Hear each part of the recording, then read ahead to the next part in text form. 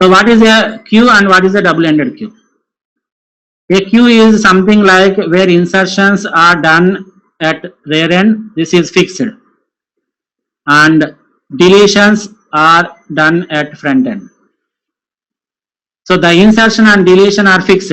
It has constraint that you have to insert the element at the rear part of the queue only, and then you have to insert the element at the or delete the element at the front part only, right? So in such case,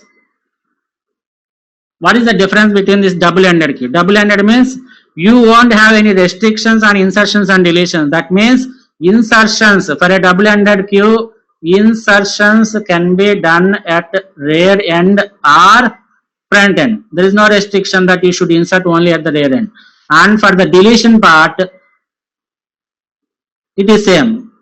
Either you can delete from the front or you can delete from the rear. That is the meaning of double-ended queue. You can make operations from any end, right? So we have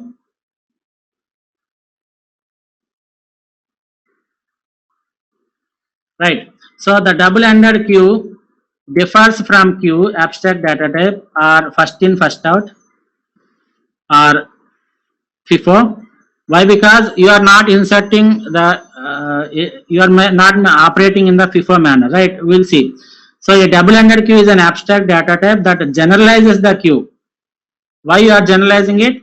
That means you are not putting any restrictions on insertions and deletions. You can insert at any end and you can delete from the any end.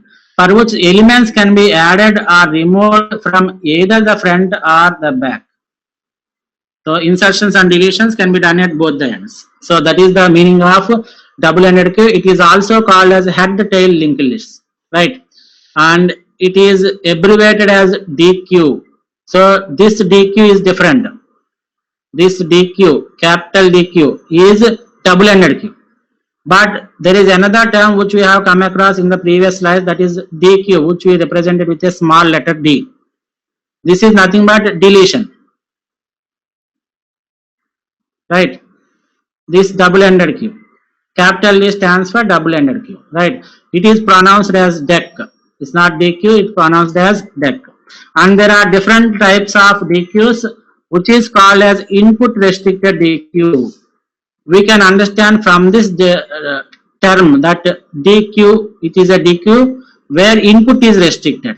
What do you mean by, in general, DQ means insertions will be done from rear and can also be done from front. Similarly, deletions can be done from rear and can also be done from front end. Right? This is what double-ended queue we have discussed. But input restricted means we will restrict the queue while insertion. What is the default insertion? We will be inserting at the rear end. Therefore, we will remove this front part. So whenever a DQ is defined in such a way that the insertions are always restricted at the rear end, but there is no restriction on the deletion, that means you can delete from the rear end or the front end, it is called as input restricted DQ. You have restrictions on the output, right?